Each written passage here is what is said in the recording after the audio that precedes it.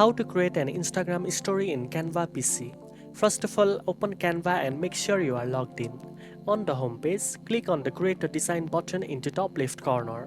From the list of options, select Instagram story to open the correct canvas size for your story.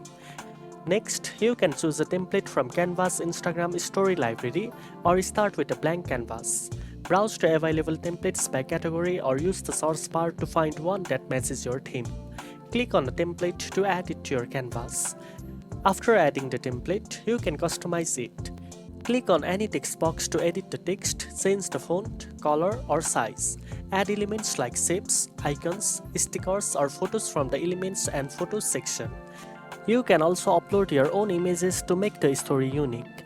To enhance your story, use Canva's filters and effects to adjust your images. You can also layer elements, adjust transparency, and add animations if you plan to download it as a video story. Once your Instagram story design is ready, click on the share button in the top right corner, then select download. Choose the file type you need, such as PNG for images or MP4 for animated stories, and save it to your PC. Now you know how to create an Instagram story in Canva. If you found this video helpful, don't forget to like, share and subscribe for more editing tips. Thanks for watching and I'll see you in the next one.